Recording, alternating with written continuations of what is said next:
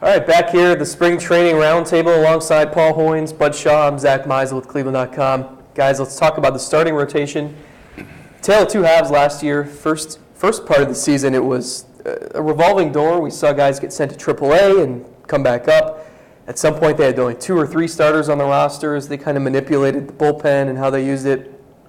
Second half, completely different story.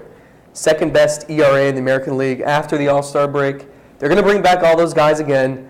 You'll get Gavin Floyd, the offseason addition, into the rotation. Can the rotation, Hoynesy, be like the second half rotation, or is there some concern that some of these young kids could regress? Well, I think it has the chance to be a very, very good rotation. I'm interested to see how Floyd fits into this. I'm just interested to see how healthy he is. You know, he's had 2 major elbow surgeries in the last 2 years. I mean, he fractured his elbow last year. How do you fracture your elbow? I mean, that just sounds painful. I mean, so, you know, but the thing is, if he's not healthy, you know, they've got TJ House, they've got Salazar, they've got McAllister, they've got Tomlin. So this gave them some depth. It lengthened out that rotation. I think that's a good thing. You know, I can't remember hearing so many platitudes about a rotation. When you look beyond Kluber, no one has won more than 8 games last year, correct? Am I missing somebody here? I don't think. I mean, so in sheer wins, there's not that, you know, stud number 2 guy that you say this is what makes them a good rotation.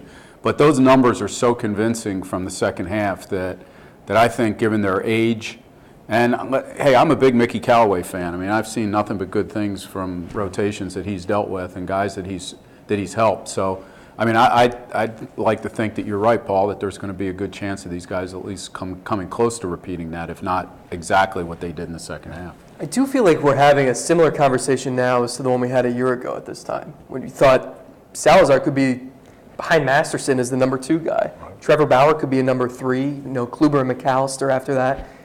Now it's kind of the same discussion with different names in different roles. So you never really know how it's going to pan out. Yeah. You know, what happens if Carlos Carrasco, that second half was a mirage? What happens if Trevor Bauer is what he is and can't take that next step? Do they have enough depth and protection there? Well, if you get 2 guys that are in trouble, you probably don't have enough depth. I mean, I really like the way House pitched. He was up and down 5 times. He never let it rattle him. He has an option. I think he's smart enough that if he starts the season at AAA, he knows he's going to get a shot. He knows he's going to get a lot of time in the big leagues. I don't think that'll affect him. And I just like having a lefty like that, kind of with that funky delivery. I mean, it really kind of offsets the other 4 right-handers. And we'd be remiss not to give a little bit of time to Corey Kluber, the reigning Cy Young Award winner. Bud, can he repeat what he did last year? You know, I thought the guy had unhittable pitches last year, especially his slider. I can't imagine, even if he has a little bit of a drop-off, that he's going to be much worse. I mean, it'll be hard to do exactly what he did, but I like his chances. What do you think about entering the season? Gavin Floyd's been guaranteed a spot if he's healthy.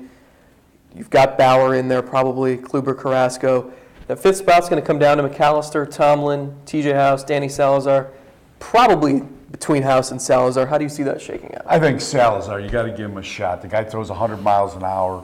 He's been out in Goodyear for like 2 months now, so we're not going to go through that tired arm stuff that we went through all last spring. He should be ready to go, and this is his time to put 2 halves together, show us what you can do, stop being babied. Just go with it, you know. Let's go. You know, I was wondering what you guys thought.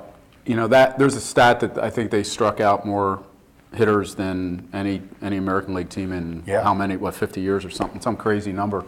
It's a sexy stat. Does it have practical application? Is there a reason to feel better about these guys because of that? It does when your defense is as atrocious as theirs was. Good point. Yeah. It helped them get out of so many jams, helped them kind of neutralize the extra outs the defense was getting them, and you figure, if you can still do that, and the defense is, you know, an iota better than it was in 2014, you know, who knows? The sky really is the limit for this rotation. Yeah. All right, that's it for the rotation. We'll be back to talk about the lineup, the bullpen, and plenty more on cleveland.com.